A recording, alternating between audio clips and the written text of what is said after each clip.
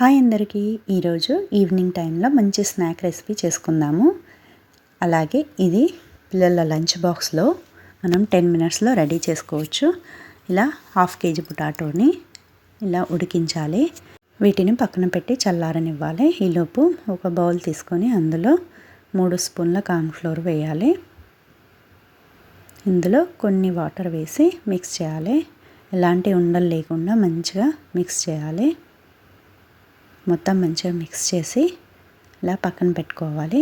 ఇప్పుడు పొటాటో చల్లారాక పొట్టు తీసి ఇలా అన్నీ మొత్తం పొట్టు తీసి వీటన్నింటిని ఒక బౌల్లో వేసుకొని మ్యాష్ చేయాలి. మంచిగా మెత్తగా మ్యాష్ చేయాలి. ఇలా మొత్తము మెత్తగా మ్యాష్ చేశాక క్యారెట్, స్వీట్ కార్న్, బీన్స్, పచ్చి బఠానీ ఇలా అన్నింటినీ వేసి ఉడికించాలి. మొత్తం ముక్కలు ఉడికే వరకే ఉడికించుకోవాలి.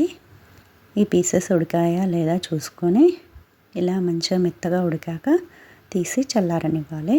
ఈలోపు ఒక ప్యాన్ పెట్టి ఆయిల్ 1 స్పూన్ వేసి, పచ్చిమిర్చి ఒక 3 వేసి, పసుపు వేసి, అల్లం వెల్లుల్లి పేస్ట్ వేసి, ఇది మంచిగా అల్లం వెల్లుల్లిపాయ పేస్ట్ వాసన అంతా పోయే వరకు ఇలా కొంచెం ఫ్రై చేయాలి.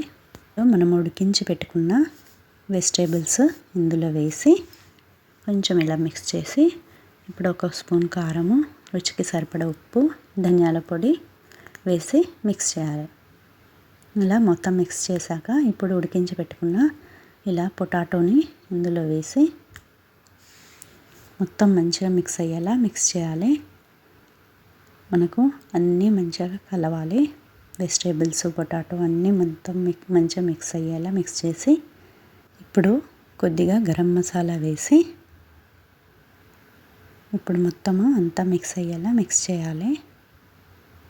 ఇలా మొత్తం మంచిగా మిక్స్ చేశాక ఇప్పుడు ప్యాటీ స్టఫ్ రెడీ అయినట్టే. ఇందులో లాస్ట్లో కొద్దిగా నిమ్మరసం ఇలా 1 స్పూన్ వరకు వేసుకోవాలి. తర్వాత అంతా మంచిగా మిక్స్ అయ్యేలా మిక్స్ చేసుకోవాలి. వెజ్ ప్యాటీలోకి కావాల్సిన స్టఫ్ రెడీ అయింది. ఇప్పుడు వెజ్ ప్యాటీ తయారీ విధానానికి వెళ్దాము. మనం తయారు చేసి పెట్టుకున్న కార్న్ఫ్లోర్ ఇలా వెడల్పు ప్లేట్లో వేసుకోవాలి. అలాగే బ్రెడ్ క్రమ్స్ ఒక ప్లేట్లో వేసుకొని మనం తయారు చేసి పెట్టుకున్న స్టఫ్ని ఇలా ఏదైనా రౌండ్ లేదా ఓవెల్ షేప్లో ఇలా చేసుకోవాలి.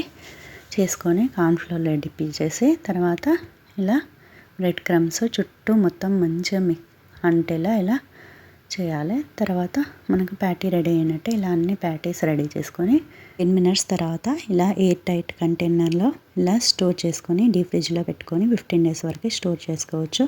ఇప్పుడు ఇలా ఎప్పుడు కావాలంటే అప్పుడు ఆయిల్ హీట్ చేసి ఇందులో ప్యాటీ వేసి ఇలా ఒక సైడు గోల్డెన్ బ్రౌన్ కలర్ వచ్చాక టర్న్ చేయాలి. వెంటనే టర్న్ చేయొద్దు.